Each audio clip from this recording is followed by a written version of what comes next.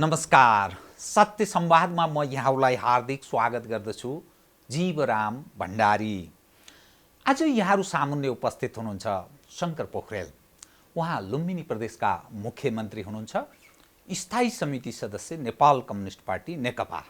उहाँसँग आज म मूलतः नेपाल कम्युनिस्ट पार्टी नेकपा भित्रको आन्तरिक अवस्था, यसले वाम आन्दोलनलाई पार्न सक्ने तत्कालीन र दीर्घकालीन प्रभाव एक, नेपाल कम्युनिस्ट पार्टी नेकपाको भविष्य अब के हुने, कसरी चल्ने दोस्रो विषय, यस सँगसँगै नेपालमा भएको राजनीतिक परिवर्तन र यो परिवर्तनका विषय उप पनि प्रश्न उठ्न थालेको छ। यसलाई कसरी हेर्नुहुन्छ र समग्रमा नेपालको पछिल्लो राजनीतिक अवस्थाले नेपाली जनलाई के दियो भन्ने एउटा प्रश्न पनि मानिस गर्न थालेका छन्। शङ्कर पोखरेलको कुरा गर्दा एउटा वैचारिक नेताको रूपमा उहाँ बुझिनुहुन्छ, नेपाली समाजले त्यसरी बुझ्दछ। नेपाल कम्युनिस्ट पार्टी नेकपा भित्र सम्भावना भएको नेताको रूपमा यसरी बुझिन्छ। विश्लेषणात्मक सूचनामूलक सर्वप्रथम म उहाँलाई स्वागत गर्छु। स्वागत छ यहाँलाई। अब म पार्टीबाट प्रारम्भ गर्छु, सरकारमा पनि प्रवेश गर्छु, तत्पश्चात समग्रमा राष्ट्रिय राजनीतिक अवस्था र केही क्षेत्रीय विषयलाई पनि उठान गर्ने प्रयत्न गर्नेछु। नेपाल कम्युनिस्ट पार्टी नेकपालाई नेपाली जनले एउटा वैकल्पिक शक्तिको रूपमा विभिन्न खाले प्रयोग भयो राजनीतिक तागतहरू विकल्पको रूपमा नेकपा, नेपाल कम्युनिस्ट पार्टी नेकपालाई मत जाहेर गरे। झन्डै झन्डै 2/3 बहुमत निकटको अवस्थामा नेपाल कम्युनिस्ट पार्टी नेकपा छ। तर यहाँ आइपुग्दा के देखा पर्यो भने कम्युनिस्टहरू राजपाटका लागि त्यति क्षमता प्रदर्शन गर्न सक्दा रहेनछन्, जनताको सवाल उप पनि त्यति गम्भीर रहेनछन् भन्ने अर्थ लाग्न थाल्यो र मिलेर जान सक्छन् यिनीहरू भन्नेमा पनि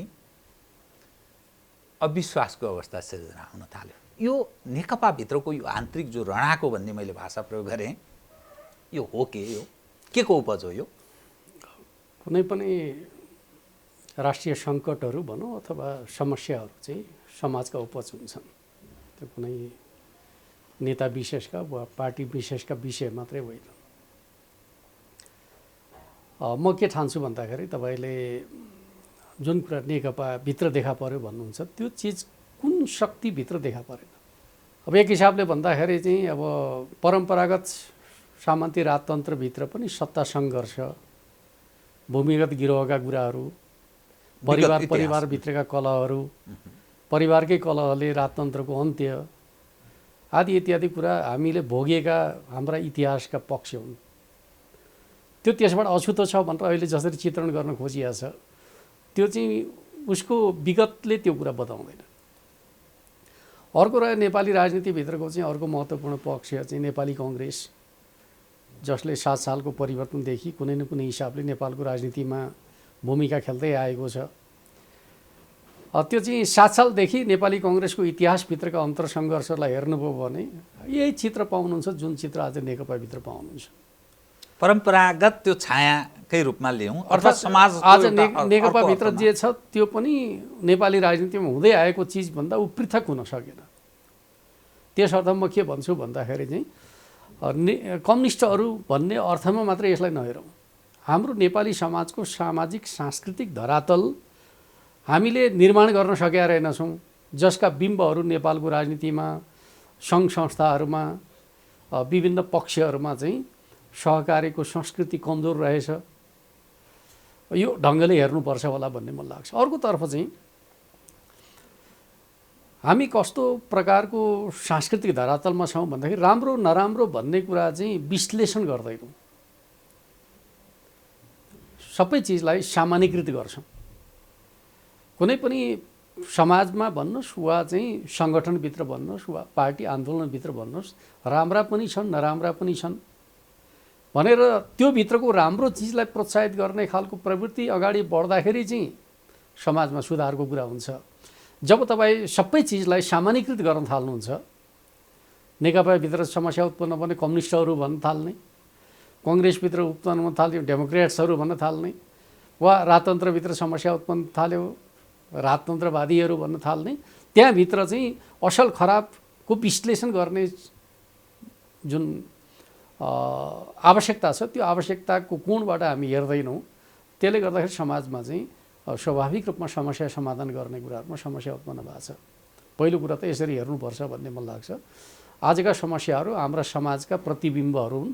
समाजभन्दा त्यो पृथक हुन सक्दैन। समाज चाहिँ आदर्शवादी सङ्गठनहरू चाहिँ गलत भन्ने खालको जे तयार गर्न खोजेको छ त्यो चाहिँ गलत कुरा हो भन्ने मलाई लाग्छ। समाजमै हामीले त्यो सांस्कृतिक धरातल निर्माण गर्न सकेका छैनौँ जसका बिम्बहरू चाहिँ सङ्घ संस्थाहरूभित्र पार्टीहरूभित्र नेतृत्वभित्र प्रकट हुन्छ।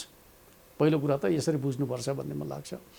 अर्कोतर्फ आजको नेकपाभित्रको चाहिँ अब समस्या के हो भन्ने खालको कुरा गर्दाखेरि एक त हामी दुईवटा ठुला आन्दोलनहरूका बिचको एकता गरेर अगाडि आयौँ।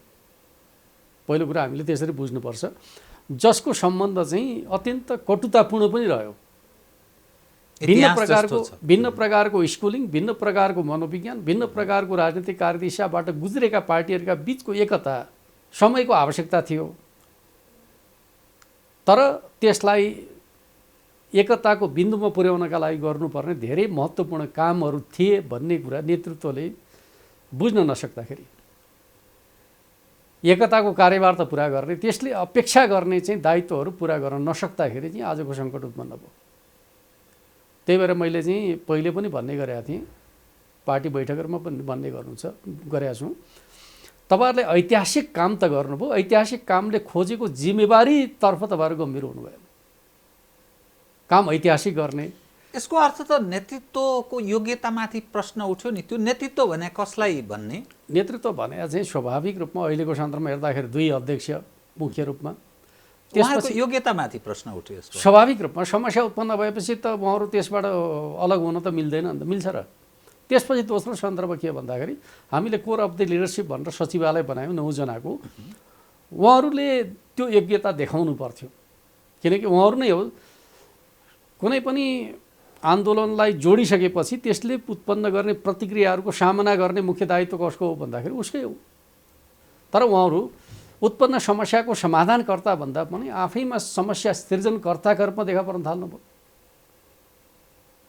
अर्थात् यो जुन चेन्ज आएको छ वा नयाँ पार्टी निर्माण भएको छ, यो नयाँ पार्टीभित्र उहाँहरूले आफूलाई खोज्न थाल्नुभयो कि राष्ट्रलाई आफ्नो स्थान खोज्न थाल्नुभयो। राज्यमा खेल्नुपर्ने भूमिका, पार्टी निर्माणका लागि खेल्नुपर्ने भूमिका, यस्ता कुराहरूमा उहाँहरूको त कम ध्यान गयो। जानु पर्थ्यो के त भन्दाखेरि राष्ट्र निर्माणको कुरामा जानु पर्थ्यो, पार्टी निर्माणको कुरामा जानु पर्थ्यो, जनताका समस्याहरूमा जानु पर्थ्यो।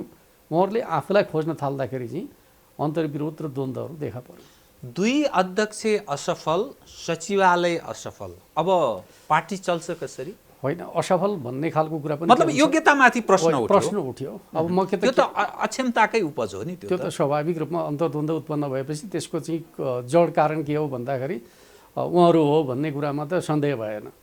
तर त्यसले नै के भन्छ भन्दाखेरि असफलता भन्ने निष्कर्ष निकाल्दैन। मतलब पार्टी सञ्चालन गर्न समाजको जो यहाँले अघि प्रारम्भमा बताउनु भयो नि, यो जो नेतृत्व पङ्क्ति छ, समाज दायाँ बायाँ भयो भने त्यो समाजलाई नेतृत्व प्रदान गर्ने तब न नेता। जनले आफ्नो नायकत्व किन उहाँहरूलाई त्यो तालचाबी प्रदान गरेका छ भने हाम्रो नेतृत्व प्रदान गर्नुहोस् है। अब यसमा अरू केही कुराहरूले पनि काम गरेको छ। म के भन्छु भन्दाखेरि पहिलो कुरा कस्तो हुन्छ भन्दाखेरि जस्तै कि तपाईँले अब जनताका अपेक्षा र डेलिभरीको बिचको ग्यापको कुरा गर्नुभयो। ठुला परिवर्तनहरू पछाडि अपेक्षाहरू हतै पर्छ, तर सामर्थ्यहरू त सीमित हुन्छन्। सामर्थ्य क्रमशः निर्माण हुन्छ, अपेक्षाहरूमा सीमा हुँदैन, अपेक्षा जागृत हुन्छ। तर अब त्यसलाई पूर्ति गर्ने माध्यमहरू वा चाहिँ त्यसका सामर्थ्यहरू त सीमित हुन्छन्, त्यसका बिचमा ग्याप छ। अपेक्षा र डेलिभरीका बिचको ग्याप भने चाहिँ कमजोरी हो कि त्यसलाई चाहिँ क्रमशः सुधार गर्नुपर्ने विषय हो भन्दाखेरि चाहिँ त्यसलाई म कमजोरी ठान्दिनँ। मेरो बुझाइमा तपाईँले लुम्बिनी प्रदेशमा चाहिँ केही प्रयास गर्नुभएको छ, तपाईँको धेरै आलोचना भएको छैन, तर एज अ होल राष्ट्रिय रूपमा त्यो न्यूनतम आवश्यकताका विषयलाई पनि सम्बोधन सरकारले गर्न सकिने अभिभावकीय भूमिका निर्वाह गर्ने सवाल मानिसले एकदम कटु आलोचना गरे के त्यो देखिएको तस्बिरमा बताइरहेको छु। त्यही भन्दैछु, कुनै पनि चिजलाई कसरी सम्बोधन गर्ने भन्ने कुरा, समस्या जहिलेसुकै पनि समाधानभन्दा तीव्र हुन्छ, तर समस्या आइसकेपछि भाग्नु हुँदैन, पन्छिनु हुँदैन, समाधानको लागि अग्रसरता लिनुपर्छ। त्यो काम चाहिँ नेतृत्वले गर्दाखेरि चाहिँ मान्छेले रियलाइजेसन गर्छ, महसुस गर्छ। त्यो गर्न नसक्दाखेरि प्रश्नहरू बढी उठ्छन्। तर के हुन्छ भन्दाखेरि समाधानभन्दा समस्या जहिलेसुकै तीव्र हुन्छ, यो त हामीले बुझ्नुपर्छ। दुनियाँमा जहाँसुकै हुन्छ, फेरि हामीले के ठान्नु हुँदैन भन्दाखेरि नेपालको मात्रै प्रवृत्ति हो भन्ने खालको कुरा हुँदैन।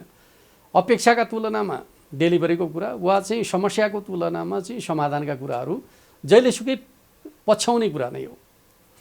त्यो काम चाहिँ स्वाभाविक रूपमा सफल नेतृत्वले त्यसलाई के हुन्छ भने समयमै आकलन गर्छ र त्यो समाधान गर्ने कोसिस गर्छ। कतिपय चिजहरू कस्तो हुन्छ भन्दाखेरि चाहिँ जनताका अपेक्षाहरू र डेलिभरीका बिचमा द्वन्द्व उत्पन्न भयो भने त्यसप्रति चाहिँ संस्थाहरूले चाहिँ जनतालाई सम्बोधन गर्छन्, कोसिस गरिरहेको छ, लिडरसिपले कोसिस गरिरहेको छ, सरकारले भन्ने खालको कुरा गर्छन्। अहिले हामीभित्र के भयो त भन्दाखेरि पार्टी एकता पछाडि हामी एकता प्रक्रियालाई पूर्णता नदिँदाखेरि पार्टी पङ्क्ति चाहिँ एक प्रकारले सङ्गठित हुन पाएको छैन, त्यसले पनि समस्या भयो, जनताको बिचमा जान पाएको छैन। दोस्रो कुरा, पार्टीभित्रै अन्तर्विरोध उत्पन्न भएपछि उसले चाहिँ त्यसलाई सम्बोधन गर्ने कुराभन्दा प्रभोग गर्ने कुरामा उसको रुचि हुने भयो। अहिलेको किन ज्यादा चाहिँ समुदाय तरङ्गित भयो भन्ने कुराका पछाडि चाहिँ तथ्यका आधारमा तरङ्ग पैदा भयो होइन, अनुभूतिका आधारमा तरङ्ग पैदा भयो। हुनुपर्थ्यो के त भन्दाखेरि प्रभावहरू जहिलेसुकै पनि तथ्यका आधारमा हुनुपर्थ्यो, अनुभूतिका आधारमा होइन। तर यहाँ त प्रभावहरू केमा भयो त भन्दाखेरि सोसियल मिडियाका माध्यमबाट, नेताका बोलीका माध्यमबाट वा चाहिँ सामाजिक आम सञ्चार माध्यमबाट प्रकट भएका विचारद्वारा समाज तरङ्गित हुन थाल्यो, तथ्यबाट होइन। जसै म सबभन्दा धेरै चाहिँ अहिले असर परेको एउटा विषयको चर्चा गर्छु। के बताउनु त? कोभिड-19 को नेपाली समाजमा परेको प्रभाव र सरकारले गरेको भूमिका अहिले सबभन्दा ज्यादा चाहिँ हट केक जस्तो बनिएको छ। तर त्यही चिज म तुलना गरेर अध्ययन गर्छु, तपाईँहरूलाई पनि अध्ययन गर्न अनुरोध गर्छु। म चाहिँ अब दक्षिण एसियामा नेपालको पोजिसनको कुरा गरौँ। सङ्क्रमणको दर भन्नुहुन्छ भने तुलनात्मक हिसाबले कम नेपालमै छ। ल सङ्क्रमण त अब ल परीक्षण नगरे हुनाले कम भयो भन्ने आरोप लगाउन सकिएला, तर मृत्युलाई रोक्न त सकिँदैन नि त। यदि समयमा परीक्षण भएन र उपचार भएन भने त मृत्यु बढ्छ नि त। मृत्यु दर पनि दक्षिण एसियामा सबभन्दा कम भएका मुलुकभित्र नेपाल पर्छ। त त्यसमा सरकारले जस लिने के आधार छ र? म तपाईँलाई भन्छु, जस भने के हुन्छ भन्दाखेरि मृत्यु किन कम हुन्छ भन्दाखेरि समाजभित्रका चाहिँ संरचनाहरूले सम्बोधन गरेका छन् भन्ने होला नि त। त्यो काकताली जस्तो मात्रै होला सायद। म फेरि तपाईँलाई के भन्छु भन्दाखेरि यो ढङ्गले यही कुरा हो। म के भन्दैछु भन्दाखेरि कृपया एकदम खुल्ला हुनुहुन्छ। तथ्य र अनुभूतिका बिचको अन्तर भने यही हो। किन तथ्यमा प्रवेश गरेर सत्य स्वीकार गर्न जब गाह्रो हुन्छ त्यहाँ आग्रहहरूले काम गर्छन्। तथ्यलाई स्वीकार गर्यो भने चाहिँ त्यो चाहिँ इमान्दारिता हुन्छ। जस्तै म तपाईँलाई बताउँ, भारतमा मृत्यु दर 1.5% छ, पाकिस्तानमा मृत्यु दर 2% छ, अफगानिस्तानमा मृत्यु दर 3.8% छ। नजिकको बङ्गलादेशमा पछि सङ्क्रमण सुरु भयो हामीभन्दा पछि, त्यहाँ 1.4% छ। नेपालमा कति छ भन्दाखेरि 0.7% छ। भन्दाखेरि चाहिँ सबभन्दा पछि सुरु भएको बङ्गलादेशको तुलनामा पनि नेपालमा आधी मात्रै मृत्यु दर छ। भारतमा प्रश्न उठेको छैन, बङ्गलादेशमा प्रश्न उठेको छैन, पाकिस्तानमा प्रश्न उठेको छैन। नेपालमा चाहिँ यति प्रश्न उठ्नुपर्ने किन आग्रह छ? त्यहाँ तथ्य छैन, एक प्रकारको प्रोपोगन्डा छ। सरकार विरोधी जनमत तयार भएछ भन्न मिल्दैन। त्यही त म भन्दैछु, सरकार विरुद्ध जनमत किन तयार हुन्छ भन्दाखेरि दुईवटा कारणले हुन्छ। अरू मुलुकहरूमा भर्खरै परिवर्तन भएका होइनन्, ठुलो राजनीतिक परिवर्तन अन्यत्र पहिले भइसकेको थियो। नेपालमा ठुलो राजनीतिक परिवर्तन भएको धेरै भएको छैन। एउटा कारण किन ठुला राजनीतिक परिवर्तन पछाडि चाहिँ समाजमा सङ्क्रमण हुन्छ र सङ्क्रमणभित्र चाहिँ असन्तुष्टिका कुराहरू ज्यादा हुन्छन्, जुन कुरा अरू समाजमा छैन, नेपालमा भर्खर भयो। एउटा कारण। दोस्रो कारण चाहिँ सत्तारूढ पार्टी चाहिँ दुई भिन्न कार्यदिशा मिलेका पार्टी मिलेर भर्खर एकता भएको छ र त्यहाँ द्वन्द्व पैदा भएको छ।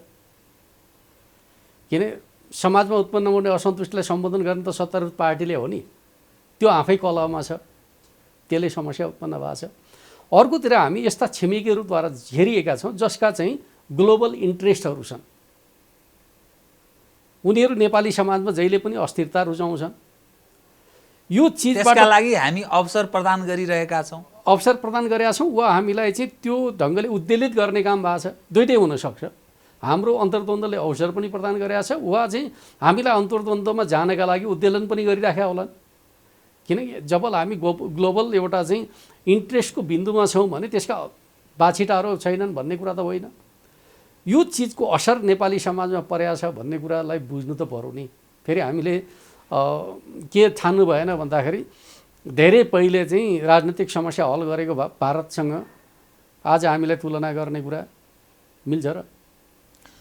तर यो कोभिड-19 का सवालमा माफ गर्नुहोला, यो सरकारले राम्रो काम गरेका कारणले यो जनको मृत्युदर कम रहेको, सरकारले ठिक ढङ्गले सम्बोधन गरेको छ भनेर कोही सरकारलाई जस दिन र स्वीकार्न तयार छैन नेपाली जनमत।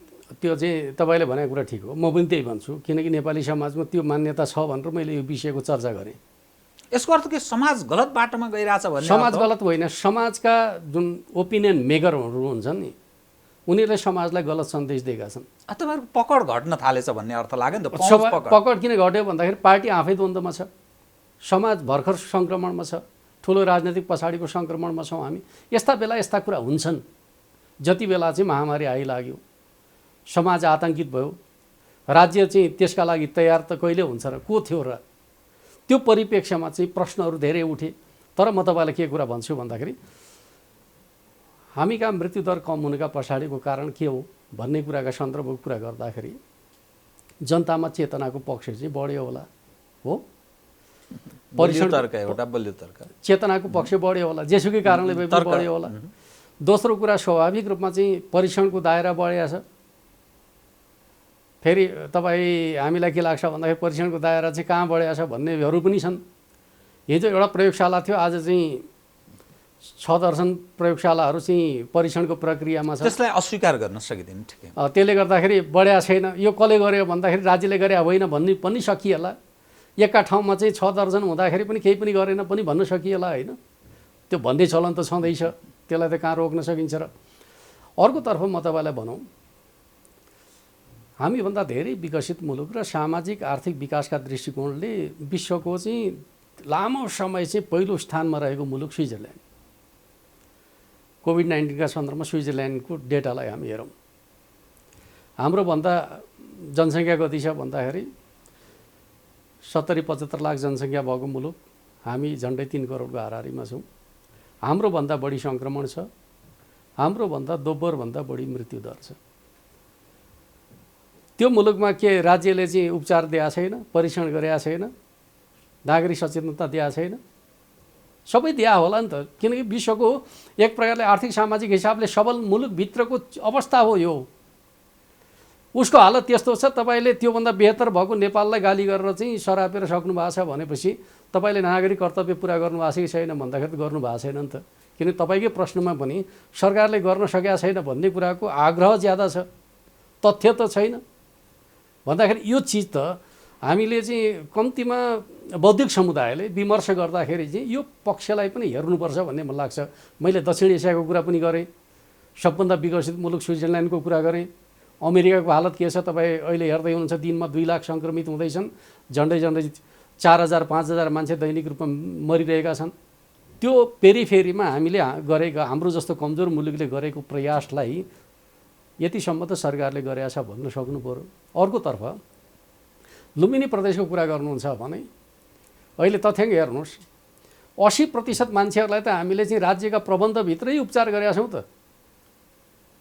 कि कोभिड विशेष हस्पिटलमा गरेका छौँ, कि आइसोलेसन सेन्टरमा गरेका छौँ। घरमा बस्नेहरूको सङ्ख्या भनेको 15% को हाराहारीमा होला। 15-20% चाहिँ घरमै बसेर उपचार गरे होलान्। किनकि पछिल्लो समय चाहिँ राज्यले बनाएको प्रोटोकलमा घरमा पनि बस्न सक्ने भनेर हुनाले हामीले त्यो अनुमति दिएका छौँ। तर त्यो सङ्ख्या पनि 15-20% भन्दा माथि छैन। अरू बाँकी सबैलाई त राज्यले गरेका छ नि त। तर अब तपाईँ हामीलाई के परेको छ भने राज्यले केही पनि गरेका छैन भन्ने परेको छ। डेटाले भन्छ 80% राज्यको उपचारको प्रक्रियाभित्र छन्। परीक्षण मात्रै होइन, सङ्क्रमित भएपछि राज्यले निर्माण गरेका आइसोलेसन सेन्टर र चाहिँ हस्पिटलहरूमा उपचार गर्छन्। यो त अहिले तत्कालीन अवस्थाको कुरा भयो कि, हजुर, तर यससँगै पर्न सक्ने र परिरहेको प्रभावको कुरा गर्दा पछिल्लो राष्ट्र बैङ्कको पछिल्लो डाटा हेर्दा 40 लाख मानिस पूर्ण बेरोजगार या अर्ध बेरोजगारको रूपमा रूपान्तरित भएका छन्। 10 देखि 15 लाख मानिस विदेशबाट स्वदेश आएका छन्, फर्केका छन्। यसले झन्डै 50 देखि 55 लाख मानिसहरूको गन्तव्यको अवस्था छ भन्ने अर्थ लाग्छ। त्यो चाहिँ पूर्णतः गलत कुरा हो। हामी यहाँ तथ्याङ्कहरू के हुन्छ भने बढी मनोगत हुन्छ। म तपाईँलाई के कुरा भन्छु भन्दाखेरि त्यत्रा मान्छे बेरोजगार भएछन् भन्ने कुरा चाहिँ तथ्य हो भने त त्यसले पार्ने सामाजिक प्रभावको पक्ष त बेग्लै हुन्थ्यो। त्यसको प्रभाव त देखिन थाल्यो। सडकमा नाराबाजी, नागरिकका रूपमा प्रदर्शनहरू हुन थाल्यो। त्यो सडक विभिन्न ठाउँमा भइरहेको छ। सडकमा आउने मान्छेहरूको कुरा, मोटरसाइकलमा जुलुस निकालेका छन्। तपाईँले भने बेरोजगार हुन्। सुकिला मान्छेहरू चाहिँ जुलुसमा आउने स्थिति छ। गाउँकै गरिबहरू चाहिँ जुलुसमा आउने भन्ने कुरा त एक प्रकारले भने क्लाइमेक्सका बेला मात्रै आउँछन्। अहिले चाहिँ जुन प्रोभोकेसन छ यो भनेको मूलतः इलिट र मध्यम वर्गको प्रोभोकेसन हो। यो कसरी हेर्नुहुन्छ साँच्चै यो विषयलाई? जुन ढङ्गको यो पार्टीको झन्डा छैन, राष्ट्रिय झन्डा छ। त्यो त के गर्ने भन्ने 3-4 मुद्दाहरू उठान भएको छ। यसलाई थ्रेटको रूपमा हेर्नुहुन्छ के हो? यो सबै स्ट्राटेजिक कुरा हो। म तपाईँलाई के कुरा भन्छु भन्दाखेरि मैले आजभोलि पत्र पत्रिका सामाजिक सञ्जालमा हेर्छु, बुटोलमा अखण्ड लुम्बिनी आन्दोलन हुँदाखेरिका राष्ट्रिय झन्डालाई देखाएर पनि राजावादी आन्दोलन भनेर प्रचार भइराखेकै छ होइन। कति बेला के प्रयोग गर्नुपर्छ भन्ने कुरा त पोलिटिसियनले चाहिँ तरिका मिलाउँछन्। कहिले पार्टीका झन्डा बोक्छन्, कहिले चाहिँ राष्ट्रका झन्डा बोक्छन्। अहिलेका आन्दोलनकारीहरूले चाहिँ पार्टी निर्माण नगरिसके आन्दोलनकारी होलान्, उनीहरूले राष्ट्रिय झन्डा बोकेका छन्। यो हो चाहिँ के भन्ने तपाईँहरूको ठम्याइ? यो त के हुन्छ भन्दाखेरि नेपाली समाजभित्रको चाहिँ हिजोको जुन लामो समय 200-250 वर्ष सत्तामा रहेको वर्ग चाहिँ सत्ताच्युत हुँदाखेरिको चाहिँ दबिएको जुन आकाङ्क्षा छ त्यो चाहिँ सडकमा आउन खोजे हो। त्यो कुनै ठुलो कुरा होइन। यसलाई थ्रेटको रूपमा लिएको छ। के हुन्छ भन्दाखेरि थ्रेटका रूपमा चाहिँ जनताका एजेन्डालाई सम्बोधन गर भन्ने शिक्षाका रूपमा लिन सकिन्छ, तर यसलाई राजनीतिक थ्रेटका रूपमा लिनु जरुरी छैन। मतलब खतरा छ भन्ने मान्नु हुँदैन। अनि ठिक छ, ल यो विषय यही छोडिदिउँ कि, तर सत्तारूढ दल 2/3 बहुमत निकटको यो सरकार र यो पार्टीको त यो हविगतको रूपमा परिणत भएको देखा पर्छ। यो तपाईँहरू सहयात्रा, सहकार्य अनि सचिवालयको ती उपस्थितिका कुरा, निर्णयका कुरा, स्थायी समिति, कहिले औपचारिक कहिले अनौपचारिक, अनि कहाँसम्म कहाँ जाने? यो के गर्न खोजे? यो निश्चित रूपमा के छ भन्दाखेरि नेतृत्वले चाहिँ, मैले चाहिँ एउटा भाषा प्रयोग गरेको थिएँ, अप्रिय पनि लाग्छ नेतृत्वलाई। नेतृत्वले विवेक गुमायो भने त्यो एक प्रकारले भन्दाखेरि चाहिँ पीडा पो ल्यायो कार्यकर्ताको। नेतृत्वले सधैँ राम्रो गर्छ भन्ने होइन, कहिलेकाहीँ नेतृत्वले स्वार्थका लागि चाहिँ विवेक गुमाउँदो रहेछ। र फेरि नेतृत्व चाहिँ अयोग्य हो म भन्दिनँ। इतिहासमा उसले अत्यन्त महत्त्वपूर्ण भूमिका खेलेरै नेता भएको। के हुन्छ भने चित्त नबुझ्ने बित्तिकै चाहिँ मान्छेको योग्यतामाथि प्रश्न खडा गर्ने कुरा पनि हाम्रो बानी छ। म के ठान्दिनँ भन्दाखेरि अहिलेको नेतृत्व चाहिँ इतिहासका कालखण्डहरूमा असाधारण योगदान गरे नेतृत्व हो। तर यो सदीका लागि चाहिँ क्षमता प्रदर्शन भएन। म त्यही भन्दैछु, नेपालको राजनीतिभित्र चाहिँ अब यो पुस्ताले, यो नेतृत्वले चाहिँ गरेको योगदानलाई सामान्य ठान्नु हुँदैन, असामान्य योगदान गरे। राजतन्त्रलाई एक प्रकारले शान्तिपूर्ण आन्दोलनद्वारा विदायी गरौँ। दुनियाँका राजतन्त्र विरोधी आन्दोलन हेर्नुहोस् त, कस्ता कस्ता घटनाहरू घटेका छन्, कति क्षति बेहोरिएको छ। तर नेपालको यही नेतृत्व हो जसले त्यो परिवर्तनलाई सम्भव बनायो। र हामी अङ्ग्रेजलाई भारतबाट विदा गर्ने आन्दोलनको, महात्मा गान्धीको आन्दोलनलाई एकदम प्रशंसा गर्छौँ होइन। तर नेपालको पञ्चायत विरोधी आन्दोलनमा बहुदलवादीहरूले गरेको बलिदान कम महत्त्वको छैन। विभिन्न कालखण्डमा हेर्नुहुन्छ भने यही लिडरसिपले गरे हो नि त। त्यो सबै गरेर यति ठुलो परिवर्तन सम्भव गरायो। त्यस अर्थमा म के ठान्छु भन्दाखेरि आजका नेताहरू चाहिँ अयोग्य हुन् भनेर चाहिँ हामीले त्यो अयोग्यताको तकमा भिराइदिएर उहाँहरूलाई विदा गर्ने कुरा अन्यायपूर्ण हुन्छ। उहाँहरूले आफ्नो इतिहासको कालखण्डमा अत्यन्त महत्त्वपूर्ण योगदान गरेका नेता हो र सम्मानित नेताहरू नै हो। तर उहाँहरूको कमजोरी एउटै रह्यो के त भन्दाखेरि उहाँहरू क्रान्तिका लागि च्याम्पियन हुनुभयो, क्रान्तिको व्यवस्थापन गर्ने कुरामा उहाँहरू चाहिँ अयोग्य देखिनुभयो। अब के गर्ने त? त्यस अर्थमा चाहिँ दुईटा तरिका के छ भन्दाखेरि उहाँहरूको जे कमी हो त्यसलाई उहाँहरूले महसुस गर्ने र कमी सुधार्नका लागि कोसिस गर्ने एउटा बाटो थियो। आफै सुध्रने। त्यो बाटो च्याप्टर क्लोज भयो, त्यो समाप्त भयो। त्यो त उहाँहरूले मैले त पहिले पनि भने हो, तपाईँहरूको त्यो दायित्व छ, तपाईँहरूले त्यो जिम्मेवारी निर्वाह गर्नु। यो समस्या उत्पन्न भएको व्यवस्थापनको क्षेत्रको समस्या हो, क्रान्तिको तपाईँहरू च्याम्पियनै हो। व्यवस्थापनका सन्दर्भमा उत्पन्न भएको समस्यालाई तपाईँहरूले चाहिँ मिलेर हल गर्नुहोस्, यो तपाईँहरूको दायित्व हो भन्ने कुरा नै गरे हो। तर त्यो काम उहाँहरूले गर्न सक्नु भएन, गर्न चाहनु भएन, किनकि उहाँहरूले सचिवालयबाट थाई कमिटीमा ल्याइदिनु भयो। भन्दाखेरि अब थाई कमिटीले त्यो व्यवस्थापकीय सामर्थ्य देखाउनुपर्छ। त्यो चाहिँ स्वाभाविक रूपमा चाहिँ थाई कमिटी तुलनात्मक हिसाबले अहिलेको बहस विवादबाट अलिक निरपेक्ष छ। यद्यपि त्यसका बाछिटाहरू त परेकै छन्, तर तुलनात्मक हिसाबले निरपेक्ष छ। त्यस अर्थमा थाई कमिटीका माध्यमबाट हामी त्यो व्यवस्थापकीय भूमिकालाई पुरा गर्न पहल गर्छौँ र म के ठान्छु भन्दाखेरि हामी त्यसलाई कुनै न कुनै हिसाबले समाधान गर्छौँ। सचिवालय चाहिँ के भयो त? अब सचिवालय यो औचित्य छैन, यो जरुरी छ कि छैन, के ठान्नुहुन्छ तपाईँ? छलफल गर्छौँ। विभिन्न विचार विषयहरू उठिरहेकै छन्। स्वाभाविक रूपमा चाहिँ तीभित्र पनि नेताहरूले चाहिँ हामीले आफैले हल नगर्ने हो भने हाम्रो योग्यतामाथि प्रश्न उठ्छ भनेर ती बहस गर्नुभएका विचारहरू पनि बाहिर आएका छन्। र अर्कोतर्फ चाहिँ प्रधानमन्त्री स्वयं आफैले चाहिँ अब एउटा विषय अगाडि सार्नु भएको छ। अब चाहिँ नयाँ नेतृत्वतर्फ जाउँ। सधैँभरि हामी कति झगडा गरिरहने, जो प्रधानमन्त्री भयौँ, पार्टी अध्यक्ष भयौँ, अब हामीले फेरि फर्केर चाहिँ त्यही चिजको चाहिँ माग दाबी किन गरिरहने? अब नयाँ बाटोतर्फ जाउँ, पार्टी निर्माणको जिम्मा चाहिँ नयाँ पुस्तालाई दिउँ भन्ने खालको विचार उहाँ आफैले अगाडि सार्नु भएको छ। र यो विषय त हामीभित्र छलफलको विषय बनेको छ। तर त्यसको बाटो के भन्ने कुराका सन्दर्भमा स्वाभाविक रूपमा त्यसका लागि चाहिँ वैधानिक बाटो, लोकतान्त्रिक बाटो निर्माण गर्ने र त्यसको लागि वातावरण बनाउने खालको काम चाहिँ प्रमुख नेताहरूले गर्न तयार हुनुपर्छ भन्ने म ठान्छु। नयाँ पुस्तामा जाने कुरा गर्न साथ यो सहमति भन्ने जुन दुवै अध्यक्ष बिचको सहमतिका लागि सहमति जो भएको छ नि, अब यो चाहिँ के भयो त? किनभने आगामी अब पार्टीको स्थायी समिति छ, त्यसपछि सेन्ट्रल कमिटी केन्द्रीय समितिको बैठक होला, अनि महाधिवेशन होला। यो स्थायी समितिमा भएका अहिलेसम्मका छलफलले पनि सचिवालय र स्थायी समितिले के अर्थ लाग्छ भने प्रधानमन्त्री केपी ओलीलाई अझै केही समय पर्खने, उहाँले भनेको मान्नु भएन भने बहुमतबाट निर्णय गर्ने, यो हिसाब किताबको त्यो देखा पर्छ। स्टेटमेन्टहरू, विभिन्न कुराकानीहरू। त्यसमा मेरो भनाइ के छ भने मैले त सार्वजनिक रूपमा पनि भनेको छु होइन, हामी कस्तो सिस्टम बनाउँछौँ। आज हामीले पार्टी निर्माणका सन्दर्भका बारेमा चाहिँ कमिटीले नेता छान्ने चलनलाई हामीले धेरै पहिले छोडिसक्यौँ। अधिवेशनबाट नेता छान्ने भनेका छौँ। अधिवेशनबाट नेता छान्ने कुरामा कमरेड केपी ओलीको असहमति छ भन्ने मलाई लाग्दैन र असहमति राख्न पनि मिल्दैन। किनकि कमिटीबाट नेता छान्ने विधिलाई अस्वीकार गर्नुको अर्थ चाहिँ अधिवेशनबाट नेता छान्ने अधिकार त राख्छ। तपाईँ महाधिवेशनसम्म जाने कुरा आयो होइन, हाम्रो विधि नै त्यही हो। नेतृत्व हाम्रो चाहिँ कमिटीले बनाएको होइन नि त, अधिवेशनले बनाएको नेतृत्व हो भने अधिवेशनबाटै नेतृत्व परिवर्तन गर्न सकिन्छ।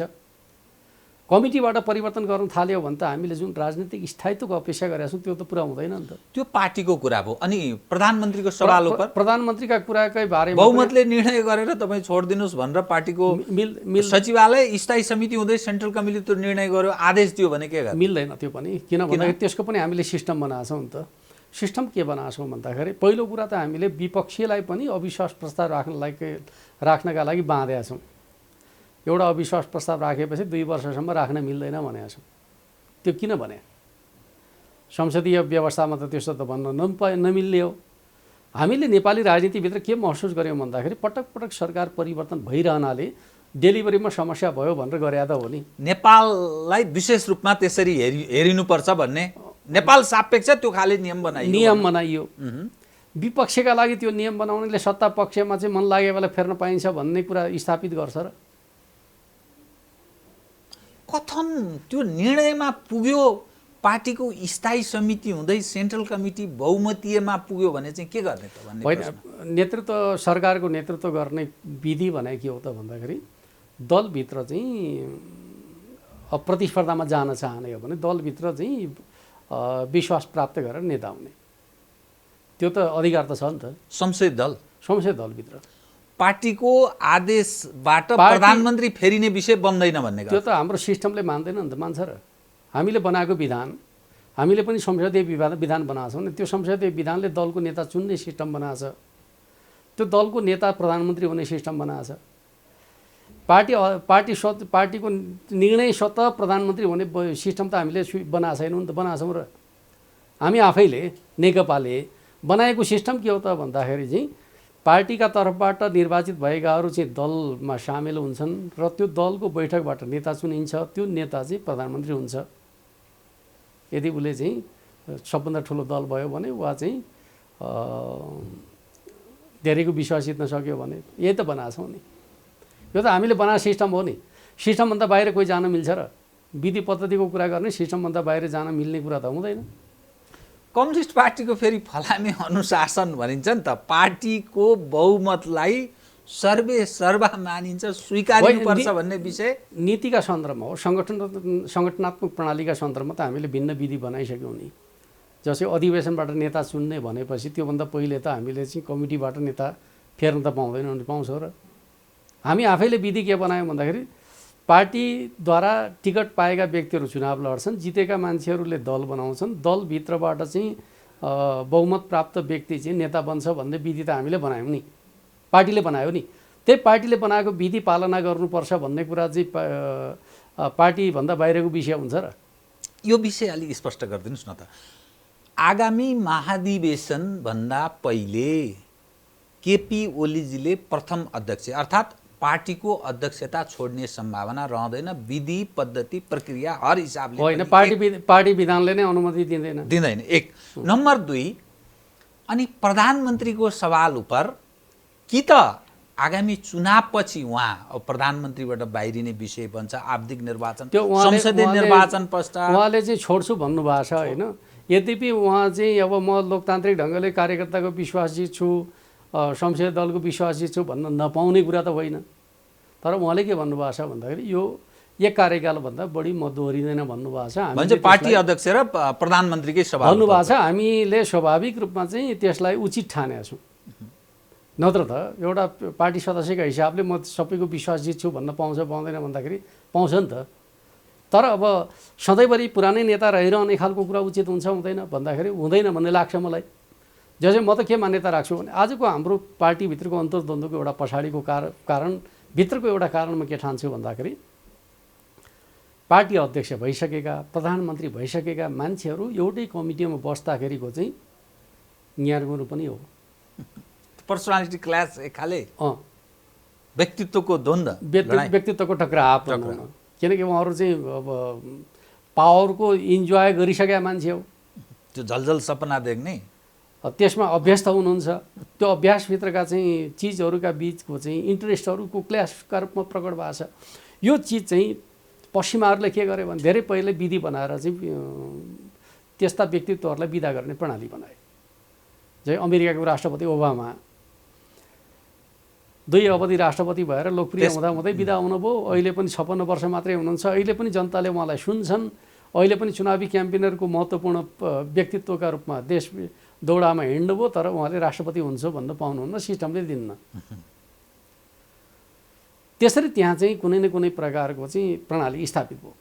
हामी कहाँ पनि के त्यो जरुरी छ कुनै त्यस्तो तपाईँ केही मान्यता राख्नुहुन्छ? तपाईँ एउटा वैचारिक नेता हुनुहुन्छ र सम्भावित एउटा सम्भावना भएको व्यक्तिको रूपमा हेरिन्छ। म त्यही भन्दैछु। अब हामी कहाँ विवादहरू आउन थाल्यो भने त प्रणालीतर्फ त सोच्नु पर्यो नि त। विवादको समाधान दुईटा हुन्छ। एउटा इन्ट्रेस्टहरूको व्यवस्थापनद्वारा हुन्छ। अब ठुला नेताहरू हुनुहुन्छ, आपसमा चाहिँ बस्ने, छलफल गर्ने, बाँडफाँड गर्ने, मिल्ने, अगाडि बढ्ने एउटा बाटो त यही हो।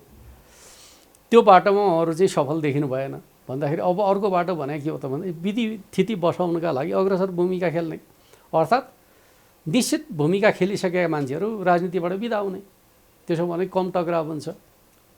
त्यसलाई के उमेरको हद राख्ने कि अथवा दुईटै हुनसक्छ, उमेर पनि हुनसक्छ, वा चाहिँ उसको कार्यकारी भूमिका कुन तहको कार्यकारी भूमिकामा रहेको चाहिँ बिदा हुने, 2 अवधि अध्यक्ष भएको मान्छे बिदा हुने, 2 अवधि प्रधानमन्त्री भएको मान्छे बिदा हुने, यस्तो केही बनाउन सकिएला नि त। जसरी अन्यत्र चाहिँ 2 अवधि राष्ट्रपति भएको मान्छे बिदा हुने भनेर बनाए, अथवा प्रधानमन्त्री भएकै मान्छे चाहिँ मार्garet थ्याचरको एउटा जमानामा कस्तो नाम सुनिन्थ्यो, अहिले उहाँ कहाँ हुनुहुन्छ? कुनै पत्र पत्रिका टेलिभिजनमा नाम सुन्नुहुन्छ? आइरन लेडी, एक समय आइरन लेडीको नाम सुन्नुहुन्छ? उहाँहरू त्यसरी चाहिँ एक प्रकारले भन्यो भने सिनभन्दा बाहिर बस्न सक्नु हुँदो रहेछ त। हामी नसक्ने, हामीले त्यो सिस्टम बनाउन नचाहने। त्यही समाजवादी चीन, अब एक प्रकारले भन्यो भने कम्युनिस्ट मुलुकभित्रको सिस्टम के छ, त्यहाँ पनि त के छ भन्दाखेरि स्थायी कमिटी वा चाहिँ पार्टी महासचिवका रूपमा चाहिँ वा राष्ट्रपतिका रूपमा चाहिँ निश्चित अवधि मात्रै रहन नपाउने प्रणाली बनाएको छ। त्यसकारण त्यहाँ एकताबद्ध छ, त्यहाँ नेतृत्वप्रतिको विश्वास र भरोसा छ। अरूले चाहिँ भविष्य मेरो छ भनेर साथ दिन्छन्। यहाँ त के हुन्छ भन्दाखेरि चाहिँ कसैको खुट्टा नतानिकन आफ्नो आउँदैन भन्ने खालको अवस्था हामीले बनायौँ। Due respect, as a Shankar पोखरेललाई एउटा सम्भावित पार्टीको जाजोल्यमान नेता भोलिका दिनमा त्यो पार्टीको त्यो शिखर चुम्न सक्ने व्यक्तिको रूपमा हेरिन्छ, वैचारिक नेताको रूपमा हेरिन्छ। तपाईँ चाहिँ त्यो खड्ग ओलीको मानिस भनेर के कारण चिनिनु भा? एउटा आम जिज्ञासाको रूपमा पनि हो। माधव नेपालजी, झलनाथ खनालजी यसैसँग जोडिएर आउँछ। वामदेव गौतमजी, पूर्व एमाले, कतिपय जनताको बहुदलीय जनवादको एडभोकेसी गर्ने वामदेव गौतमजी, उहाँहरू चाहिँ किन ओलीको अहिलेको तौर तरिकाको विपक्षमा हुनुहुन्छ? अनि प्रचण्डजी र उहाँहरू बीच यो सहकार्य किन? यी यावत जिज्ञासाहरू छन्। तपाईँको ओलीजीसँगको सामिप्यताको के कारणले तपाईँ ओलीजीसँग निकट? एउटा कुरा के हुन्छ भन्दाखेरि अब स्वाभाविक रूपमा चाहिँ विचारका प्रश्नमा कमरेड ओलीसँग पनि मेरा धेरै विमतिहरू छन्, रहे विगतमा पनि। म के ठान्दिनँ भन्दाखेरि सबै कुरा हाम्रो मिलाएछन् भन्ने होइन, तर पार्टी निर्माणका सन्दर्भमा उहाँ वा राष्ट्र निर्माणका सन्दर्भमा उहाँको नेतृत्व आवश्यक छ भन्ने लाग्यो र उहाँलाई नेताका रूपमा स्थापित गर्न मैले भूमिका खेलेकी हो। र त्यो चिज उहाँ नेता भइसकेपछि राष्ट्रिय राजनीतिलाई कुन दिशा दिनुभयो भन्ने कुराबाट हेर्नुभयो भने केपी ओली संसदीय दलको नेता बनिसकेपछि, केपी ओली अध्यक्ष भइसकेपछि राष्ट्रिय राजनीतिलाई गरेको नेतृत्वकारी भूमिकाले मुलुकको चाहिँ भूमिकामा के परिवर्तन आयो भन्नुहुन्छ भने म केही दृष्टान्त पर्छु। कृपया। पहिलो कुरा, उहाँले चाहिँ संविधान सभाबाट संविधान बन्छ कि बन्दैन भन्ने कुराको अनिर्णयको अवस्थालाई अन्त्य गरिदिनु भयो र संविधान सभाबाट संविधान बनाउने कुरामा निर्णायक रोल प्ले गर्नुभयो, जुन कुरा विगतमा हामीले गर्न सकेका थियौँ। आखिर नेतृत्वमा त हामी मध्ये थियौँ, तर त्यो गर्न सकेका थिएनौँ। जब उहाँ भूमिकामा आउनुभयो, उहाँले पहल कदमी लिनुभयो, संविधान सभाभित्र त्यति विभाजित रहेको जनमतलाई संयोजन गरिकन संविधान सभाबाट संविधान निर्माण गर्ने भूमिका निर्वाह गर्नुभयो, नम्बर 1। नम्बर 2, नेपाली समाज जातीय क्षेत्रीय एजेन्डाहरूमा यति ज्यादा विभाजित थियो, कसैले जोड्न सक्दैन होला भन्ने खालको तहमा पुग्या समाजभित्र चाहिँ यो समाज बहुजातीय, बहुभाषिक, बहुसांस्कृतिक समाज हो, यसलाई जाति जातिमा, क्षेत्र क्षेत्रमा बाँड्न मिल्दैन भनेर अगुवाई गर्नुभयो र मुलुकलाई त्यो दिशामा पुर्याउनु भयो। कसले गरे भन्दाखेरि केपी ओलीकै पहल कदमी भएको। तेस्रो कुरा, नेपालको राजनीतिभित्र छिमेकीहरूको चाहिँ एक प्रकारको चाहिँ दखलन्दाजी, विदेशी शक्तिको खेल संविधान सभा पूर्व कति थियो भन्ने कुरा हामी सम्झना गर्छौँ। महामहिम राजदूतहरूका सक्रियता टोल टोलमा, बस्ती बस्तीमा पुगेका थिए।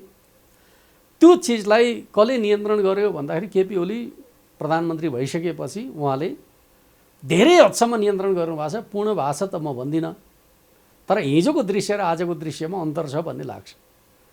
त्यसको श्रेय त उहाँले पाउनुहुन्छ होला भन्ने मलाई लाग्छ। अर्को चाहिँ नाकाबन्दीको दृढतापूर्वक सामना गरेर रियलाइजेसन गर्ने तहमा कसले पुर्यायो? उहाँले पुर्याउनु भयो। अर्को, नेपालका संस्थाहरूमा चाहिँ दखलन्दाजी दिएर उनीहरूलाई चाहिँ एक प्रकारले गलत बाटोमा हिँडाउने प्रयास भयो नि त, महाभियोग आदि इत्यादिका सन्दर्भका बारेमा प्रधान न्यायाधीशमाथिको प्रश्न त्यसमा दृढतापूर्वक उभिनुभयो, प्रहरीलाई विभाजित गर्ने प्रश्न त्यसमा दृढतापूर्वक उभिनुभयो, सिस्टम बनाउन खोज्नुभयो र यतिसम्म कि अब लोकमानजीले चाहिँ नेपालमा समानान्तर सत्ता चलाउन खोज्नु भएको थियो, उहाँलाई विदा गर्ने कुरामा पनि उहाँले नै अगुवाई गर्नुभयो। र पछिल्लो समय कमजोर बनेको नेकपा एमालेलाई प्रतिस्पर्धाद्वारा चाहिँ सबैभन्दा बलियो शक्तिका रूपमा स्थानीय चुनावमा प्रतिपक्षमा रहेर चुनाव लड्दाखेरि पनि पहिलो बनाइदिनु भयो, जबकि स्थानीय चुनावमा सत्ताभन्दा बाहिरको शक्तिले पहिलो शक्ति बनेको आजसम्मको दृष्टान्त छैन। म नेपालको राजनीतिको कुरा गर्दैछु। प्रतिपक्षमा रहेर स्थानीय चुनावमा पहिलो बनाउने काम चाहिँ केपी ओलीको नेतृत्वमा भयो। त्यस पछाडि चुनावी गठबन्धन निर्माण गर्नै सकिया थिएन। आजसम्म नेपालमा यति बलियो चुनावी गठबन्धन बनेको छ, त्यो काम उहाँकै नेतृत्वमा सफल भयो। त्यो चुनावी गठबन्धन सफल भयो र एमाले तर्फका उम्मेदवारहरू जति उठाउनु भयो त्यसको 70% उम्मेदवारलाई उहाँले जिताउनु भयो। अनुमान गर्नु, आफ्नो पार्टीका उठाएका उम्मेदवारमध्ये 70%लाई उहाँले चुनाव जिताएर देखाउनु भयो। यो उहाँकै नेतृत्वमा भएका चिजहरू हुन् भन्ने मान्नुपर्छ होइन। अर्कोतर्फ चाहिँ नेपालको राजनीतिभित्र विकासका एजेन्डाहरूमा सपना देख्ने नेताका रूपमा उहाँले आफूलाई उभ्याउनु भयो र असम्भव ठानिएका कामहरूतर्फ उहाँले यात्रा आरम्भ गर्नुभयो। केही त अगाडि बढेका छन्। यी चिजहरू केपी ओलीका सबल पक्ष हुन् भन्ने मलाई लाग्छ। त्यो चिजको सम्भावना देखेर सहयोग गरे हो। अब फेरि उहाँका कमजोर पक्ष पनि छन्। कमजोर पक्ष चाहिँ तपाईँ के देख्नुहुन्छ? अब के हुन्छ भन्दाखेरि कमजोर पक्ष भने चर्चा गर्ने विषय कम हो, व्यक्तिसँग संवाद गरेर चाहिँ हल गर्ने विषय ज्यादा हो। मान्छेहरू चाहिँ सार्वजनिक रूपमा ज्यादा बहस विवाद गर्छन्। म एउटा नेताको तपाईँले जो स्वभाव हुन्छ त्यो देखाउने प्रयास गर्नु, बाहिर किन व्यक्त गर्ने भन्ने। तर एउटा पक्ष मैले के भन्ने गरेको छु भन्दाखेरि उहाँको तहको नेताले राजनीतिक संवादमा बढी जोड दिनु पर्थ्यो, त्यो कमी भयो भन्छु म चाहिँ। तर पार्टीमा तपाईँले भनेको जुन विषयहरू ओलीजीको नेतृत्वमा सम्भव भयो, म यो कुरालाई धुत्कार्दिनँ, त्यो धेरै विषयसँग म पनि सहमत छु। तर पार्टीमा त कमजोर हुनुभयो नि त। आफ्ना सहपाठी, आफ्ना सहपाठी साथीहरू झलनाथ खनालजी, वामदेव गौतमजी, माधव कुमार नेपालजी, यी सब टाढा भए। उहाँ यति अल्पमतमा पर्नुभयो, सचिवालयमा अल्पमत, स्थायी समितिमा, सेन्ट्रल कमिटीमा। भोलि संसदीय दलमै के हुन्छ पत्तो छैन। अनि यो त उहाँले धेरै चिज गुमाउनु भयो भन्ने अर्थ लाग्यो। के छ भन्दाखेरि अल्पमत भन्ने कुरा पनि एउटाको गणित त हो नि। कमरेड वामदेव गौतम चाहिँ एकताको पक्षमा उभिँदाखेरि केपी ओली बलियो हुनुभयो, वामदेव गौतम चाहिँ विपक्षमा उभिँदा कमजोर हुनुभयो। 4-4 त बाँडेकै थियो। एकजना व्यक्ति कता उभिने भन्ने कुराका आधारमा कमजोर र बलियो भन्ने खालको कुरा यो चाहिँ आजको यथार्थ हो। रामबहादुरको अहिले पनि टुङ्गो छैन भन्छ। त्यस्तो मलाई लाग्दैन। किनकि म के ठान्छु भन्दाखेरि अहिले चाहिँ किन निर्णय हुन सकेका छैन भन्ने खालको कुरा गर्दाखेरि 5-4 को पोजिसनमा निर्णय हुन नसकेका हो। हिजो किन निर्णय भयो भन्दाखेरि चाहिँ वामदेव कमरेड एकताको पक्षमा दृढतापूर्वक उभिनु भयो, निर्णय भयो।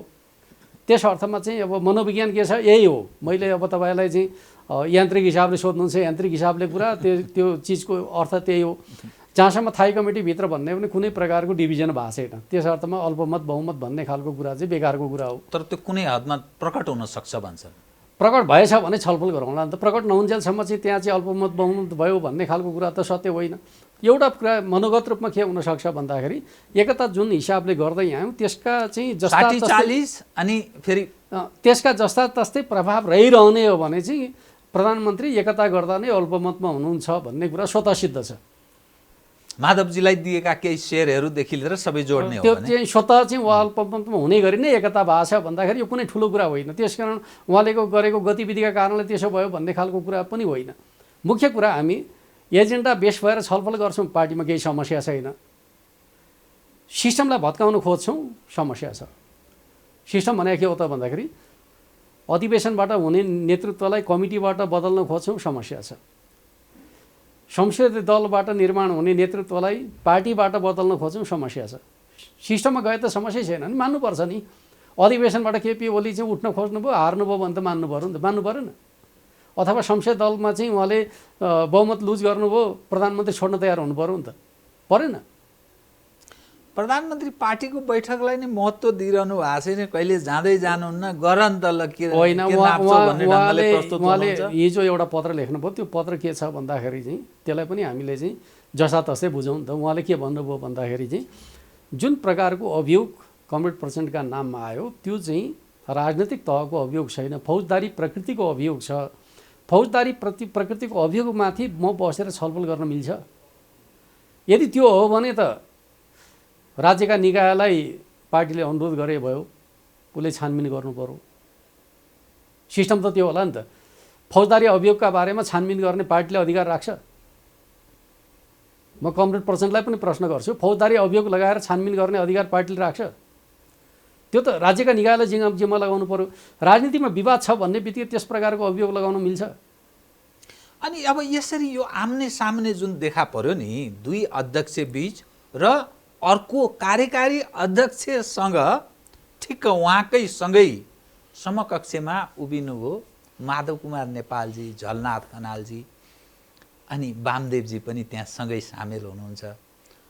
अप्ठ्यारोमा पुग्नु भएन त ओलीजी हेर्दाखेरि? होइन, म त त्यो ओलीजीलाई पनि भन्छु, प्रधानमन्त्रीले के हुन्छ भन्दाखेरि आफ्ना कलिग्सहरू विश्वास जित्ने प्रयत्न गर्नुपर्छ। असमझदारीहरूलाई हल गर्ने प्रयत्न उहाँले पनि गर्नुपर्छ।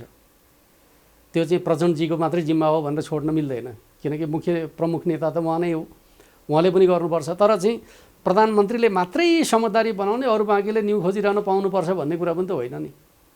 सहयोग भने त दुवै पक्षका बिचको चाहिँ सम्बन्ध हो, होइन र? मैले तपाईँलाई गाली गरिरहने, तपाईँले मलाई माया गरिरहने कुरा हुन्छ र? तपाईँ मबाट सद्भाव खोज्नुहुन्छ भने तपाईँले पनि त्यसका लागि तयार गर्नुपर्छ आफूलाई, तब न सम्बन्ध हुन्छ। त्यस अर्थमा कम्युनिस्ट पार्टी भनौँ, कम्युनिस्ट पार्टीका नेताहरूको बिचको सम्बन्ध भनेको पारस्परिक विश्वासमा अड्या चिज हो। त्यो विश्वास भत्काउने काम गऱ्यौँ भने त सम्बन्ध बिग्रन्छ नि त। त्यो काम कमरेड केपी ओलीले पनि गर्नुपर्छ, कमरेड प्रचण्डले पनि गर्नुपर्छ। यो आन्दोलनको निर्माणमा उहाँहरूको असाधारण योगदान छ। म त फेरि भन्छु कमरेड चाहिँ माधव नेपालको पनि योगदान छ, कमरेड झलनाथ खनालको योगदान छ, र हामी त कमरेड वामदेव गौतमलाई त अब एक प्रकारले भन्यो भने आँटिलो नेता, हकी नेताका रूपमा मान्दै आएका छौँ भन्दाखेरि चाहिँ उहाँहरूको योगदान छैन भन्ने खालको कुरा त होइन नि त। तर प्रचण्डजी र केपी ओलीजीको एउटा अलग स्कुलिङबाट आउनुभएका कारणले एकाले व्यक्तित्वको टकराव या हेर्ने दृष्टिकोणमै अलिकति फरक भएको हुनाले अलि समस्या सिर्जना भयो भन्ने रूपमा बुझ्न सकिएला। माधव, झलनाथ, वामदेवजी चाहिँ किन तपाईँको बुझाइमा किन उहाँ र ओलीजी बिचको यो दूरी, यो खाले समस्या के? म त के भन्छु भन्दाखेरि अब वामदेव कमरेडसँग त सम्बन्ध चाहिँ अब एक हिसाबले एकता सङ्घर्षकै सम्बन्धका रूपमा अगाडि बढिया छ विगतदेखि नै। अब पार्टी डिभिजनसँग पनि त्यो तहसम्मको सम्बन्धमा पनि पुग्यौँ हामी। अब झलनाथसँग पनि उहाँ चुनाव लड्नुभयो, माधव नेपालसँग पनि पार्टी चुनाव लड्नुभयो। हामी कहाँ अझै कस्तो संस्कृति निर्माण हुन सकेको छैन भने एकपटकको प्रतिस्पर्धी भविष्यको मित्र बन्छ भन्ने तहमा हामी पुग्न सकेका छैनौँ। स्थायी शत्रुको रूपमा रूपान्तरण भएको तस्बिर हो यो। त्यो चाहिँ हामी कहाँको साइकोलोजीको कुराकानी गर्छु। त्यो चाहिँ चाहे शेरबहादुरजी र चाहिँ देउबाजीको सम्बन्धको कुरा गर्नुहोस्, म कुनै एक ठाउँको कुरा गर्दिनँ। राजनीतिमा के हुन्छ भन्दाखेरि निश्चित जिम्मा प्राप्तिका लागि प्रतिस्पर्धा हुन्छ। प्रतिस्पर्धा पछाडि त सम्बन्ध फेरि एकत्वमा रूपान्तरित हुनुपर्छ नि त। तर हामी कहाँ त्यसो भए देखिँदैन। हुनुपर्ने त त्यो हो नि। एउटा पार्टी निर्माणका सन्दर्भमा हामीले आन्तरिक रूपमा गर्ने प्रतिस्पर्धाले सधैँभरि अन्तर्द्वन्द्वलाई कायम राख्छ भने त्यो प्रतिस्पर्धा त उचित होइन नि त। प्रतिस्पर्धा पछाडि फेरि एकता निर्माण गर्ने दिशातर्फ जानु पर्थ्यो नि त। जस्तो कि हिलारी क्लिन्टन र ओबामाले चुनावी प्रतिस्पर्धा गरे प्राइमेरीमा, तर जब अन्तिम समय आयो हिलारीले के भने भन्दाखेरि अब पनि मैले चाहिँ थर्ड टर्मको चाहिँ चुनाव लडेँ भने डेमोक्रेट पार्टी हार्न सक्छ भनेर उनले ओबामालाई साथ दिए। ओबामाको सरकारमा उनी वरिष्ठ मन्त्रीको हैसियतमा रहिन्। दोस्रो टर्ममा फेरि उनले चाहिँ मन्त्रीका रूपमा अफर गरेका थिए, म चाहिँ राष्ट्रपतिको तयारी गर्छु भनेर बाहिर बसिन्। तर उनीहरूका सम्बन्ध कहिले पनि तिक्त भएन। यद्यपि अमेरिकी सोसाइटीले महिलालाई राष्ट्रपतिका रूपमा स्वीकार गरेन, उनले चुनाव हार्नु पर्यो। मैले एक हिसाबले हेर्दाखेरि चाहिँ त्यो संस्कृति त त्यहाँ छ नि त, जसलाई हामी पुँजीवादी भन्छौँ। हामी समाजवादी कम्युनिस्टहरूले त्यो संस्कृति निर्माण गर्नु पर्दैन? एकपटक चुनाव लडेपछि सधैँभरि प्रतिस्पर्धा, यो चाहिँ गलत भयो भन्ने मलाई लाग्छ होइन। त्यस अर्थमा म चाहिँ के ठान्छु भन्दाखेरि मसँग चुनाव प्रतिस्पर्धा गर्नेहरूसँग चाहिँ म मिलेर काम गर्नुपर्छ भन्ने ठान्छु। म त्यो गर्दै पनि आएको छु। नयाँ संस्कृति निर्माण गर्ने भने त्यसै गरी त होला नि त, होइन र? अब कुनै त्यस्तो सम्भावना छ त ओलीजी र माधवजी, झलनाथजी, वामदेवजीहरू त्यो बिचको राजनीतिमा सम्भावना भने कहिले पनि अन्त्य हुँदैन। म त के भन्छु भने अहिले पनि प्रचण्डजी र ओलीजी मिल्ने सम्भावना पनि छ, छैन र? उहाँहरूले जुन असाधारण काम गर्नुभएको छ त्यो असाधारण कामलाई उहाँहरूले सफल पार्ने भने मिल्नै पर्छ, मिल्नु पर्दैन? यदि उहाँहरू मिल्नु भएन र यो असफल एकता असफल भयो भने त्यसको जिम्मेवार भने को हुन्छ भन्दाखेरि उहाँहरू दुवैजना हुनुहुन्छ। कतिको सम्भावना देख्नुहुन्छ तपाईँ यो एकता असफल हुने? म त राजनीतिमा सम्भावना सधैँ रहन्छ, त्यो सम्भावना सबै खाले सम्भावना। अर्कोतर्फ चाहिँ नेकपा एमाले भित्रको लोकतान्त्रिक धारको निर्माणमा चाहिँ कमरेड केपी ओलीको मात्रै योगदान त होइन। यद्यपि उहाँले पार्टी जीवनको लोकतान्त्रिकरणको दस्तावेज प्रस्तुत गर्नुभयो, तर नेकपा एमाले आन्दोलन भनेको लोकतान्त्रिक धारमै हिँड्न थालेको चाहिँ यो 8औं महाधिवेशन पछाडि होइन, धेरै पहिलेदेखि हो। त्यो लोकतान्त्रिक धारको निर्माणमा चाहिँ माधव नेपालको पनि त्यतिकै महत्त्वपूर्ण योगदान छ, झलनाथ खनालको पनि त्यतिकै महत्त्वपूर्ण योगदान छ, कमरेड वामदेव गौतमको पनि त्यतिकै महत्त्वपूर्ण योगदान छ। र आज दुनियाँको कम्युनिस्ट आन्दोलन प्रतिरक्षात्मक अवस्थामा पुगेका बेला लोकतान्त्रिक धारको कम्युनिस्ट आन्दोलनको निर्माण गर्ने कुरा जुन नेकपा एमाले गर्यो त्यो लोकतान्त्रिक धार कमजोर नहोस् भन्ने कुरामा ध्यान दिने कुरा त उहाँहरूको पनि होला नि त। र म के ठान्छु भन्दाखेरि एमालेको लोकतान्त्रिक धार र माओवादीको चाहिँ जनयुद्धको धारलाई फ्युजन गरेर चाहिँ नेपालको राजनीतिभित्रको एउटा बलियो क्रान्तिकारी धार वा समाजवादी धार निर्माण गर्ने दायित्व त कमरेड केपी ओली र प्रचण्डको मुख्य होला नि त, होइन र? सकारात्मक हिसाबले सोच्ने हो भने होइन। अहिले हामीले जे शक्ति निर्माण गरेका छौँ यही बाँडीचुँडी खाने वा चाहिँ यसैभित्र आफ्नो चाहिँ भूमिका खोज्ने हो भने त यो चाहिँ अयोग्य नेताको परिणाम मात्रै। इतिहासमा उहाँहरूको योगदान थियो, अब चाहिँ उहाँहरूको योगदानलाई अहिलेको सल्लाहकारी रूपमा मात्रै राख्ने भन्ने तपाईँहरू त्यस्तो निष्कर्षतर्फ उन्मुख हुनुहुन्छ? होइन, अहिले उहाँहरूले आफ्नो चाहिँ भूमिकालाई कहाँ पुर्याउनु भयो भन्दाखेरि भविष्य निर्माणतर्फ उहाँहरूका बहसहरू छैनन्। अहिले उहाँहरूको बहस भविष्य निर्माणमा केन्द्रित छैन, पार्टी निर्माणमा केन्द्रित छैन। केमा केन्द्रित छ? प्रायः अहिले जुन शक्ति छ त्यो शक्तिको नेतृत्व गर्ने आकाङ्क्षामा केन्द्रित छ। पछि प्रचण्ड, माधव, झलनाथ सबैको भविष्यका प्रश्नमा केन्द्रित भएको भए त अलिक ज्यादा चिन्ता गर्थ्यो होला नि त। मानिसहरू के भन्छन् भने प्रधानमन्त्री र प्रथम अध्यक्ष केपी शर्मा ओलीले नयाँ पुस्ताको जो कुरा गरिरहनु भएको छ त्यो चाहिँ शङ्कर पोखरेलको अनुहारलाई सम्झँदै कुरा गरिरहनु भएको छ, हामीले नबुझ्या हो र भन्छन्। म त के भन्छु भन्दाखेरि जसको अनुहार जसले सम्झे पनि विधि त के होइन भन्दाखेरि उत्तराधिकारवाला विधि त होइन हो र? हामी त डेमोक्रेटिक अभ्यासमा विश्वास गर्छौँ। प्रणाली बनाएर चाहिँ कार्यकर्ताले जसलाई रोज्छ त्यो नेता हुने हो। तपाईँ आफू त्यो अवस्थामा अब पदार्पण गर्दैछु भन्ने के भन्छु भन्दाखेरि चाहिँ जब विधिको प्रक्रियामा प्रवेश गर्छौँ कार्यकर्ताको छनौट के छ भन्ने कुरा चाहिँ स्मेल गर्न त सकिएला नि त। अहिले किन हतार गर्नु पर्यो? कार्यकर्ताले मलाई भन्दा अरू कसैलाई रुचाएको छ भन्ने पनि त मैले थाहा पाउँछु होला नि त, पाउँदिनँ? म त्यही राजनीतिमा छु, मलाई बढी रुचाएका छन् कि अर्कोलाई रुचाएका छन् कि अथवा पार्टीको बृहत्तर हितका लागि अरू कसैलाई अगाडि सार्दा हुन्छ कि भन्ने कुरा म सोच्न सक्दिनँ र। म अब तपाईँसँग कार्यक्रमको अन्त्यतिर आए कि दुई विषय मात्रै उठान गर्छु। नेपाल कम्युनिस्ट पार्टी नेकपा को अबको भविष्यको विषय उपर मानिसहरूको एक खाले चिन्ता, कोही प्रसन्नता। एक खाले नेपाल कम्युनिस्ट पार्टी नेकपा यही रूपमा जान्छ भन्नेमा धेरैलाई विश्वास छैन। एक खाले कार्यकर्ता तहमा ठुलो चिन्ता, व्यग्र चिन्ता पनि छ। यो समग्रमा हेर्दा तपाईँ के पाउनुहुन्छ? नेपाल कम्युनिस्ट पार्टी नेकपा एकीकृत रूपमा जान्छ भन्ने त्यो आधार तपाईँ कहाँ के चिजले त्यो बाँच्छ? आधार चाहिँ होइन, म त नेकपा अत्यन्त गम्भीर सङ्कटमा छ। म आजको सङ्कटलाई सामान्य ठान्दिनँ, किन मुख्य नेतृत्व नै पार्टी एकता जोगाउनका लागि जति गम्भीर जिम्मेवार हुनुपर्ने हो नभएका बेलामा पार्टी सङ्कटमा छ भन्ने कुराको अनुभूति चाहिँ आम कार्यकर्तालाई भएकै छ, यो सत्य कुरा हो। तर आम पार्टी पङ्क्ति र ठुलो अगुवा कार्यकर्ताको पङ्क्ति पार्टी एकताका पक्षमा छ र स्वाभाविक रूपमा चाहिँ नेपाल राष्ट्रको हितमा नेकपा एकताबद्ध रहँदा नै नेपाल राष्ट्रको हित हुन्छ र हामीले स्थापित गरेको प्रणालीको हितका लागि पनि नेकपा एकताबद्ध हुनु जरुरी छ। यो चिजले हामीलाई जोड्छ र हामी स्थायी कमिटीमा गएर चाहिँ त्यो भूमिका खेल्छौँ र हामी सफल हुन्छौँ भन्ने कुराको विश्वास गर्छु म चाहिँ। स्थायीमै यी सबै चिज टुङ्गिन्छन्? टुङ्ग्याउनुपर्छ, टुङ्ग्याउन सक्छौँ भन्ने लाग्छ मलाई। स्थायीमा टुङ्गेन सेन्ट्रल कमिटीतर्फ गयो, बहुमतीयमा गयो भने त्यो त दुर्भाग्य हुन्छ।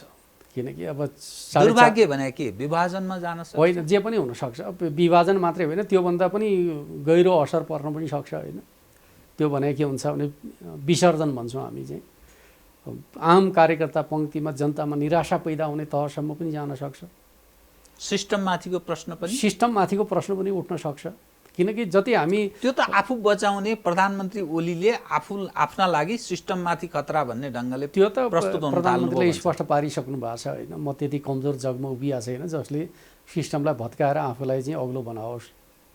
किन त्यो बाहिरबाट गर्ने हल्लाको कुनै अर्थ हुँदैन। प्रेडिकेटिभ राइटको प्राइम मिनिस्टरको कुरा पनि गर्छन् नि। त्यो चाहिँ अब चुनावमा जाने अधिकारको कुरा एउटा कुरा हो, त्यसमा पनि राजनीतिक सहमति त जुट्नु पर्ला। राजनीतिक सहमति बिना चाहिँ त्यो बाटो चाहिँ पार्टीभित्रकै राजनीतिक सहमति पार्टी बाहिर पनि खोज्नुपर्छ। चुनावमै जाने हो भने पनि सिस्टमलाई जोगाउनका लागि नयाँ ढङ्गले जाउँ भन्ने खालको कुरा गर्दाखेरि एउटा चिज हो, तर त्यो चिजमा सहमति जुट्ने सम्भावना त छैन। किनकि अहिले त प्रायः सबैको दाउँ के छ भन्दाखेरि यही अवस्थाभित्र आफ्नो पोजिसन प्राप्तिको छ। एक प्रकारले जनतामा जाउँ, जनताले के भन्दा रहेछन् भन्ने खालको चाहिँ प्रणालीतर्फ हामी सोचेका त छैनौँ नि त। त्यो सम्भावना कतिको छ? म कम देख्छु, त्यहाँ जाने सम्भावना कम देख्छु। हामी चाहिँ पार्टीको आन्तरिक जीवनलाई नै व्यवस्थापन गर्न सक्छौँ। यो प्रतीक्षा कहिलेसम्म? किनभने समय बडा बलवान छ। जुन तहमा तपाईँहरूको पार्टीको आन्तरिक अवस्था छ, होइन, म के प्रतीक्षा कहिलेसम्म गर्ने? अहिले त स्वाभाविक रूपमा विवादहरू स्थायी कमिटीभित्र प्रवेश गरेका छन्। स्थायी कमिटीले त्यो सामर्थ्य राख्छ, किनकि स्थायी कमिटीमा धेरै अनुभवी र क्षमतावान साथीहरू हुनुहुन्छ, ठुलो टिम छ। त्यसले पार्टीको रक्षा गर्ने सामर्थ्य राख्छ भन्ने म ठान्छु। सहमतिमा तपाईँले भन्नुभयो, त्यो त स्वाभाविक रूपमा सहमति। कथम भन्ने मैले भाषा प्रयोग गरेँ। कथम बहुमतीयमा गयो भने चाहिँ के फुट्छ नै? गर्दैन, गरौँ। किनकि त्यो तहमा हामी पुग्न दिँदैनौँ। पक्का हो, निश्चित। त्यो आज गरौँ। अब म ठिक कार्यक्रमको एक मात्रै विषय, अनि लुम्बिनी प्रदेशको राजधानी दाङ, है, दाङ जिल्लातर्फ तपाईँले लगिनुभयो। एक हिसाबले तपाईँलाई सफलता पनि प्राप्त भयो। अनि बुटोलमै कार्यालय छ, कहिले उहाँ स्थापित गराउनुहुन्छ? उहाँ के भयो? होइन, हामीले चाहिँ गर्न खोजेको कुरा के हो भन्दाखेरि मैले धेरै पहिलेदेखि भन्दै आएको थिएँ, हामी भर्जिन ल्यान्डमा प्रदेशको राजधानी बनाउँछौँ। तपाईँसँग पनि भने तपाईँले राजनीतिक आधार क्षेत्र बनाउनु भयो, बलियो आधार क्षेत्र बनाउनु भयो दाङलाई। म के भन्छु, एउटा तपाईँको सफलता हो। त्यो त्यस्तो मात्रै नभनौँ। मैले चाहिँ समग्र प्रदेशको चाहिँ सहजताको कुरा गरेँ, एउटा व्यवस्थित राजधानीको परिकल्पना गरेँ, जसमा मैले प्रदेशसभाका मान्य सदस्यहरूलाई विश्वासमा लिएँ। र म के ठान्छु भन्दाखेरि अहिले निर्णय भइसकेपछि आम जनताको चाहिँ स्वीकृति पनि म देख्छु। किनकि अब सामान्य निर्णय गर्दाखेरि पनि जनताको असन्तुष्टि जुन रूपमा प्रकट भएको छ, लुम्बिनीका हकमा चाहिँ निर्णय गर्ने बेला त अलिकति समस्याहरू पैदा भए, निर्णय भइसकेपछि आम रूपमा स्वीकृति छ। त्यो चिज के हो त भन्दाखेरि हामी जुन ठाउँ गएका छौँ त्यो अत्यन्त महत्त्वपूर्ण ठाउँ छ। एक प्रकारले भन्ने हो भने सभ्यताका हिसाबले पनि सङ्गम बिन्दुका रूपमा छ, आञ्चलिक मनोविज्ञानको पनि मध्यबिन्दुमा छ, र भर्जिन ल्यान्ड छ, र नदी आधारित एउटा आधुनिक सहर निर्माण गर्ने सम्भावना छ। हामी त्यहाँ मास्टर प्लान तयार गर्दैछौँ। त्यो मास्टर प्लान तयार गरेर एउटा व्यवस्थित आधुनिक सहरको निर्माण गर्छौँ, र त्यो सहरको निर्माणसँग चाहिँ हामी प्रदेशका राजनीतिक संरचनाहरूका लागि हामी योजनाबद्ध ढङ्गले लाग्छौँ। र म के ठान्छु भन्दाखेरि हाम्रो कार्यकालभित्रै हामी प्रदेशको स्थायी संरचना त्यहाँ स्थापित गर्छौँ। 2 वर्षभित्रको कुरा भयो। हस्, धन्यवाद छ। आदरणीय दर्शकवृन्द, उहाँ हुनुहुन्थ्यो शङ्कर पोखरेल, लुम्बिनी प्रदेशका मुख्यमन्त्री तथा नेपाल कम्युनिस्ट पार्टी नेकपाका स्थायी समिति सदस्य। समसामयिक विषयलाई केन्द्रमा राखेर गरिएको कुराकानी। म सहित मेरो सम्पूर्ण युनिटलाई कार्यक्रमबाट बिदा दिनुहोस्। नमस्कार। छ।